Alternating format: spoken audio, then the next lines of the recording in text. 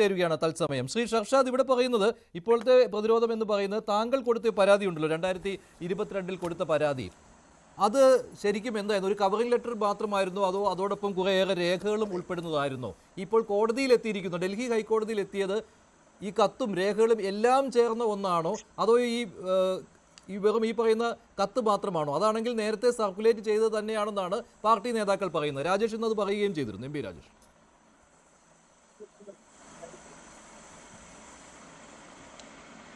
അല്ല, ഇതിൽ ഞാൻ 2022 കൊടുത്ത കത്ത് എന്ന് പറയുന്നത് ഒരു അത്യാവശ്യം കുറച്ച് എവിഡൻസ് ഒക്കെ ചേർത്തിട്ടായിരുന്നു കൊടുത്തിരുന്നത്. അത് മലയാളത്തിലുള്ള ലെറ്റർ ആയിരുന്നു, ഇംഗ്ലീഷിലുള്ള ലെറ്റർ അല്ല. മലയാളത്തിലുള്ള ലെറ്റർ ആയിരുന്നു, ഇംഗ്ലീഷിലുള്ള ലെറ്റർ അല്ല. ആ ലെറ്റർ കിട്ടിയതിൻ്റെ അടിസ്ഥാനത്തിലാണ് കോടിയേരി അന്ന് ഇദ്ദേഹത്തിൻ്റെ അടുത്ത് അകലം പാലിക്കണമെന്നുള്ള ഇൻസ്ട്രക്ഷൻ കൊടുക്കുകയും ചെയ്യപ്പെട്ടതും അതിനുശേഷം കുറച്ചു കാലം പാർട്ടിയിൽ നിന്ന് മാറ്റി നിർത്തപ്പെടുകയും ചെയ്തു. പിന്നീട് പാർട്ടി സെക്രട്ടറി മാറിയ സമയത്ത് പൂർവാധിക ശക്തിയോട് കൂടിയിട്ട് തിരിച്ചു വരുന്നതാണ് നമ്മൾ കണ്ടത്. അപ്പോൾ അത് ആയിട്ട് ബന്ധപ്പെട്ട് വീണ്ടും പാർട്ടി കോൺഗ്രസ്സിൽ ഇദ്ദേഹത്തിനകത്ത് പ്രതിനിധിയായി തിരഞ്ഞെടുത്തെന്ന് കണ്ടപ്പം UK നിന്നാണ് എനിക്ക് ഇൻഫർമേഷൻ കിട്ടുന്നത്. അവിടെ നിന്നുള്ള കുറച്ച് ഇദ്ദേഹത്തിൻ്റെതായ സുഹൃത്തുക്കളും സഹപ്രവർത്തകരും ചേർന്നിട്ട് എങ്ങനെയെങ്കിലും ഇത് തടയണം, അല്ല നമുക്കൊക്കെ അപമാനമാണ്, നിങ്ങളുടെ കയ്യിലുള്ള എവിഡൻസ് ഒക്കെ വെച്ച് നിങ്ങൾ എങ്ങനെയെങ്കിലും ഈ ന്യൂസ് ഒന്ന് PB എത്തിക്കണം. അപ്പോൾ PB എത്തിക്കാൻ എനിക്ക് കേരള സ്റ്റേറ്റിൽ നിന്ന് ഒരു സപ്പോർട്ടും കിട്ടില്ല എന്ന് എനിക്ക് നന്നായിട്ട് അറിയാം. അപ്പോൾ ഞാൻ പിന്നെ എന്തെങ്കിലും ഒരു വഴിയിൽ തന്നെ എനിക്ക്, കാരണം ഇവൻ പാർട്ടി കോൺഗ്രസ്സിൽ കൂടെ പങ്കെടുത്തു കഴിഞ്ഞാൽ കൂടുതൽ ഇവൻ ശക്തനാവുകയാണ് പാർട്ടിയുടെ ഇടയിൽ. അപ്പോൾ ഒരു തട്ടിപ്പ് വീരൻ പാർട്ടിൻ്റെ ഇടയിൽ ഇങ്ങനെ വളർന്നു വരുമ്പോൾ നമുക്കൊക്കെ അത് വലിയ പ്രയാസമുണ്ട്.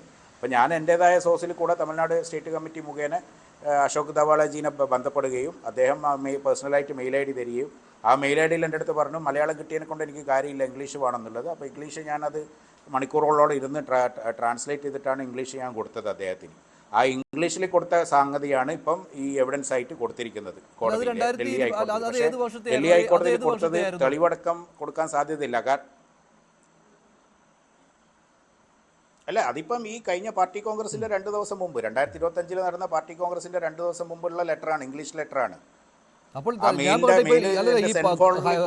ഹൈക്കോടതിയിൽ എത്തിയതെന്ന് പറയുന്നത് 2022 കത്താണ് അല്ലേ? അതും കുറെ രേഖകളും അങ്ങനെയാണോ? ഇത് ചില സങ്കീർണത. 22 കത്തല്ല, 22 കത്തല്ല. അതെ, ഞാൻ വളരെ വ്യക്തമായിട്ടാണ് പറയുന്നത്. 22 കത്തല്ല, 22 മലയാള കത്ത് 25 ഇംഗ്ലീഷിൽ ട്രാൻസ്ലേറ്റ് ചെയ്തു. അശോക് ദവാളെ പോലെയുള്ള PB മെമ്പർമാർക്ക് മലയാളത്തിൽ കത്ത് കൊടുത്തിട്ട് ഒരു കാര്യവുമില്ല. അതുകൊണ്ട് അത് ഇംഗ്ലീഷിൽ ട്രാൻസ്ലേറ്റ് ചെയ്ത് തർജിമ ചെയ്യപ്പെട്ടിട്ടാണ് കൊടുത്തിരിക്കുന്നത്. അത് മെയിൽ അയച്ച ഡേറ്റും എൻ്റെ കയ്യിലുണ്ട്. പക്ഷേ ആ മെയിലിൻ്റെ കൂടെ എനിക്ക് എവിഡൻസ് ഒന്നും വെക്കാൻ പറ്റിയില്ല. കാരണം അന്ന് കോടിയേരിക്ക് കൊടുത്തത് ഫിസിക്കൽ കോപ്പി വിത്ത് അറ്റാച്ച്മെൻറ്റ്സ് ആയിരുന്നു.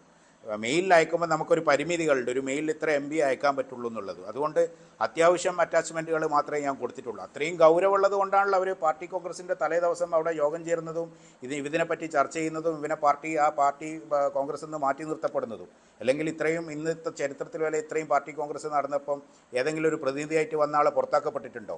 അപ്പോൾ ആ ലെറ്ററിൻ്റെ ഗൗരവം അത്രമാത്രം ഉണ്ടല്ലോ. അപ്പോൾ ഡൽഹി ഹൈക്കോടതി കൊടുത്തിരിക്കുന്ന ആ ലെറ്ററാണ്, ആ ലെറ്ററിൻ്റെ കോപ്പിയാണ്. അത് ഞാൻ ഓൾറെഡി പറയും. അല്ലാതെ ഈ 2022 കത്ത്, ഇപ്പോൾ 2022 ആ കത്ത് തന്നെയാണ് പിന്നീട് പാർട്ടി കോൺഗ്രസിന് തൊട്ടു മുമ്പ് കൊടുത്തതും ഇല്ല? അതിൽ വലിയ വ്യത്യാസമുണ്ടായിരുന്നോ? ഒരു വ്യത്യാസമില്ല, 0 വ്യത്യാസം. അത് മലയാളം അങ്ങനെ ട്രാൻസ്ലേറ്റ് ചെയ്യപ്പെട്ടു. അത് നമ്മൾ മലയാളം നമ്മളെ ഗൂഗിളിൽ ഇതിലിട്ട് കഴിഞ്ഞാൽ ഇപ്പോൾ തർജിമ ചെയ്യാമല്ലോ. അതിൽ ചെറിയ കറക്ഷൻസ്, സ്പെല്ലിംഗ് മിസ്റ്റേക്കും കാര്യങ്ങളൊക്കെ ചെയ്തിട്ട് അത് ചെയ്തു. ബാക്കി മെയിൻ പാരഗ്രാഫും കാര്യങ്ങളെല്ലാം സെയിം ആസ് ഇറ്റ് ഈസ്. അല്ല, ഞാൻ പറയട്ടെ, അപ്പോൾ ഈ കത്ത് തന്നെയല്ലേ താങ്കളുടെ ഫേസ്ബുക്ക് പേജിൽ ഒരു കത്ത് പ്രത്യക്ഷപ്പെട്ടിരുന്നു എന്നാണല്ലോ, അത് ഇതേ കത്ത് തന്നെയായിരുന്നോ? ഞാൻ പരാതി കൊടുത്തിട്ടുണ്ട് രാജേഷ് കൃഷ്ണക്കെതിരെ എന്ന് പറഞ്ഞു. അല്ല, ഞാൻ താങ്കളോട് ചോദിക്കട്ടെ, നിങ്ങൾ ആ കത്ത് കണ്ടിരുന്നോ?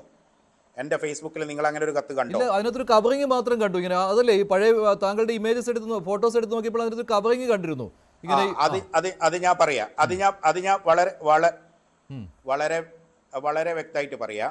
ഞാൻ അവിടെ മധുരയിലുള്ള സമയത്ത് ഈ ഇദ്ദേഹത്തിനെതിരെ നടപടി വന്നപ്പം പല മാധ്യമ പ്രവർത്തകരും പല നേതാക്കന്മാരടുത്തും ബൈറ്റ്സ് വാങ്ങിക്കൊണ്ടിരിക്കുകയാണ്, സ്റ്റേറ്റ്മെൻറ്റുകൾ വാങ്ങിച്ചുകൊണ്ടിരിക്കുകയാണ്. ആ കൂട്ടത്തിൽ എൻ്റെ തൊട്ടടുത്ത് നിന്നും കൊണ്ട് എളമരം കരീം പറയുന്നത്, അത് ഇന്ന് ഏഷ്യാനെറ്റ് വീണ്ടും പബ്ലിഷ് ചെയ്തിട്ടുണ്ട്. എളമരം കരീം ഏഷ്യാനെറ്റിന് കൊടുക്കുന്ന ഒരു വാർത്ത ഞാൻ കണ്ടു, ഒരു സ്റ്റേറ്റ്മെൻറ്റ്. UK നിന്നും പാർട്ടി സഖാക്കളുടെ കംപ്ലൈൻറ്റിൻ്റെ അടിസ്ഥാനത്തിലാണ് ഞങ്ങൾ നടപടിയെടുത്തതെന്ന്. അപ്പോൾ എനിക്ക് തോന്നി, അത് ഞങ്ങൾ ഇത്രയും കഷ്ടപ്പെട്ട് മധുര വരെ ഓടി വന്ന് ഇത്രയും അധ്വാനിച്ചിട്ട് വേറെ ആൾ ക്രെഡിറ്റ്, ഒരിക്കലും UK നിന്ന് ഇവനെതിരെ ഒരു കംപ്ലൈൻറ്റും വരില്ല.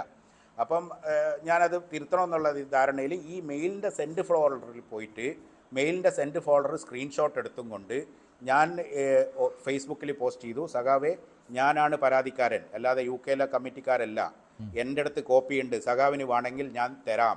പക്ഷേ എന്നെ ആരും ബന്ധപ്പെട്ടിട്ടില്ല. അപ്പോൾ ആ ഒരു സ്ക്രീൻഷോട്ടാണ് ഞാൻ എടുത്തിട്ടിരിക്കുന്നത്. അതായത് ഒരു മെയിൽ അയക്കുമ്പം സെൻഡ് ഫോൾഡറിൻ്റെ അകത്ത് കമ്പോസ് പേജിൽ നമ്മൾ എഴുതും please find attached here with following documents എന്താണ്. അപ്പോൾ ആ ഒരു ലൈന് മാത്രമേ അതിൽ കാണാൻ പറ്റുള്ളൂ. അറ്റാച്ച്മെൻ്റ് ആയിട്ടുണ്ട്, പക്ഷേ അത് സ്ക്രീൻഷോട്ടിൽ ഓപ്പൺ ചെയ്യാൻ പറ്റില്ല. ഇപ്പോൾ ഒരു കത്ത് ഇങ്ങനെ പ്രചരിക്കുന്നുണ്ടല്ലോ, honourable member of the polit bureau CPM, my name is Muhammad Sharshad and I am from New Mahe in the Kannur district of Kerala എന്ന് പറഞ്ഞുകൊണ്ട് അതിനകത്ത് കുറേ കാര്യങ്ങൾ ഇങ്ങനെ പറയുന്നുണ്ട്. താങ്കളുടെ ഈ കുടുംബത്തിലുണ്ടായ പ്രശ്നം, പിന്നെ അതുപോലെ തന്നെ ലണ്ടൻ കൊച്ചി റോഡ് ട്രിപ്പ്, അത് ഈ രാജേഷ് കൃഷ്ണയെക്കുറിച്ചുള്ള ചില കാര്യങ്ങളാണ്. പുഴു മൂവിയെ പറ്റിയുള്ള കാര്യങ്ങൾ പറയുന്നു. അതുപോലെ തന്നെ അതിൽ party political connection, UK background എന്ന സബ് ഹെഡിങ് കൊടുത്തിരിക്കുന്നു. അങ്ങനെ കുറേയേറെ കാര്യങ്ങൾ പറഞ്ഞുകൊണ്ട് ഏകദേശം ഒരു 25 പേജെങ്കിലും അല്ലേ? ഇതാണോ ആ കത്ത്? അതെ, 25 അല്ല 30ൻ്റെ മുകളിലുണ്ട്. അതാണ് കത്ത്. അതാണ് ഇപ്പോൾ ഈ ഹൈക്കോടതിയിൽ എത്തിയിരിക്കുന്നത് അല്ലേ? അതാണ് ഹൈക്കോടതിയിൽ എവിഡൻസ്. അതിൻ്റെ ഒരു ഉദ്ദേശശുദ്ധിയാണ് മനസ്സിലാവാത്തത്. കാരണം നമ്മളൊരു ഇപ്പോൾ എല്ലാ കമ്പനികളും വലിയ വലിയ പൊളിറ്റിക്കൽ പാർട്ടീസ്, വലിയ വലിയ കമ്പനികൾ എല്ലായിടത്തും ഇൻറ്റേർണൽ ഇഷ്യൂസ് ഉണ്ടാകുമ്പോൾ നമ്മൾ ആ കമ്പനിയുടെയും അവരുടെയൊക്കെ പോളിസി പ്രകാരം ഇൻറ്റേർണൽ കമ്മ്യൂണിക്കേഷൻസ് നടത്തും.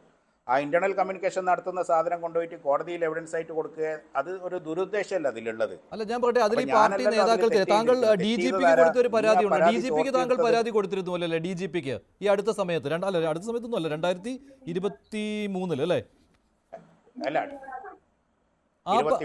ആ പരാതിയിൽ കുറേ കാര്യങ്ങൾ പറയുന്നുണ്ടല്ലോ. അതിനകത്താണല്ലോ MB രാജേഷ്, ശ്രീരാമകൃഷ്ണൻ, പിന്നെ mister Shyam son of present secretary CPM Kerala, ഇങ്ങനെയുള്ള ആളുകൾ ബിനാമിയാണ് എന്ന് തോമസ് ഐസക് ഇദ്ദേഹം പറഞ്ഞുവെന്ന്, അതായത് ഈ പറയുന്ന രാജേഷ് കൃഷ്ണ പറഞ്ഞുവെന്ന്. ഇതിൽ താങ്കൾ ഇങ്ങനെ പേരുകൾ പറഞ്ഞിട്ടുണ്ട്, ഈ രാഷ്ട്രീയ നേതാക്കളുടെ മന്ത്രിമാരുടെയൊക്കെ. പക്ഷേ ഈ പറഞ്ഞ ഒറിജിനൽ പരാതിയിൽ പേരുകളുണ്ടോ? അങ്ങനെ മന്ത്രിമാരുടെയോ ആരുടെയെങ്കിലും പേരുകൾ പറഞ്ഞിട്ടുണ്ടോ? ഞാൻ പറഞ്ഞ 2022 പരാതി, അത് തന്നെ താങ്കൾ മധുര പാർട്ടി കോൺഗ്രസിന് മുമ്പ് 2025 നൽകിയെന്ന് പറയുന്നു. അതിലിങ്ങനെ നേതാക്കളുടെ പേരുകൾ എടുത്തു പറഞ്ഞായിരുന്നു, അവരുമായിട്ടുള്ള സാമ്പത്തിക ഇടപാടുകൾ പറഞ്ഞിട്ടുണ്ടായിരുന്നു.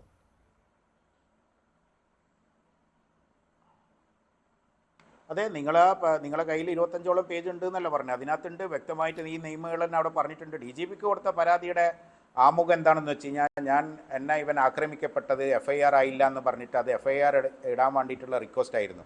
അതിൻ്റെ കൂടെ ഈ ചില കാര്യങ്ങൾ മാത്രം പറഞ്ഞു എന്നല്ലാതെ ഇതിൻ്റെ കംപ്ലീറ്റ് സെറ്റപ്പ് അതിലില്ല. അല്ല, ഇതൊക്കെയുണ്ട്, പേരുകളുണ്ടല്ലോ.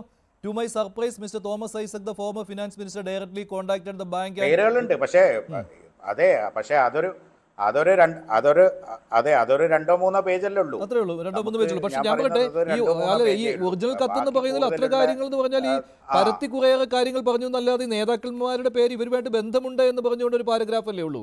Rajesh Krishna behaves in a way that makes us feel like he is a trusted confidant of the leaders, the present owner. അങ്ങനെ അതാണോ താങ്കൾ ഉദ്ദേശിക്കുന്നത്? ആ പാരഗ്രാഫാണോ ഉദ്ദേശിക്കുന്നത്? അല്ല, അങ്ങനെ പല കാര്യങ്ങളും പറയുന്നുണ്ട്. അക്കൂട്ടത്തിൽ നേതാക്കന്മാരെ ഞാൻ ടാർഗറ്റ് ചെയ്ത് പറഞ്ഞതൊന്നുമല്ല. പല കാര്യങ്ങൾ അദ്ദേഹത്തിനെ പറ്റി പറഞ്ഞപ്പം അതിലൊരു പാരഗ്രാഫ് നേതാക്കന്മാരെ പറ്റി പറയുന്നു. അല്ലാതെ നേതാക്കന്മാരെ നമുക്ക് ടാർഗറ്റ് ചെയ്ത് പറയേണ്ട ഒരു ആവശ്യമില്ല. കാരണം അവൻ തന്നെ പറഞ്ഞ കാര്യങ്ങളാണ് ഇന്നയാൾക്ക്. അല്ലാതെ നിങ്ങൾ അന്വേഷിക്കണം. കാരണം 2016 വരെ ബെഡ് സ്പേസ് ഷെയർ ചെയ്തുകൊണ്ടിരുന്ന, ഞാനിത് തന്നെയാണ് തുടക്കം മുതലേ പറയുന്നത്, 2016 വരെ ബെഡ് സ്പേസ് ഷെയർ ചെയ്തുകൊണ്ടിരുന്ന ആൾ 2019-20 ആകുമ്പോഴത്തേക്ക് സിനിമയിൽ കോടികൾ ഇൻവെസ്റ്റ് ചെയ്യുന്നു, അവിടെ കമ്പനികൾ തുടങ്ങുന്നു, ഇവിടെ പ്രൊഡക്ഷൻ കമ്പനി കൊടുക്കുന്നു, അതിലേക്ക് ഫണ്ട് വരുന്നു. അങ്ങനെ പല രീതിയിലുള്ള ഇത്രയും കാശ് എവിടെ നിന്നാണ് വരുന്നത്? ഇദ്ദേഹത്തിന് പേരിനൊരു ഭാര്യയ്ക്ക് അവിടെ ഒരു സാധാരണ ഒരു ജോലിയാണുള്ളത്. ഇദ്ദേഹത്തിന് ഒരു പറയത്തക്ക ജോലിയും കാര്യങ്ങളൊന്നുമില്ല. ഏഷ്യാനെറ്റ് നമ്മുടെ BBC ഒക്കെ പ്രൊഫൈലിലുണ്ടെങ്കിലും BBC എൻ്റെ ഒരു കോൺടാക്ട് വെച്ചിട്ട് ഞാൻ അന്വേഷിച്ചപ്പോൾ അങ്ങനെ ഒരു ആൾ അവിടെ വർക്ക് ചെയ്തിട്ടില്ല എന്നുള്ളതാണ് കേട്ടത്. ശരി.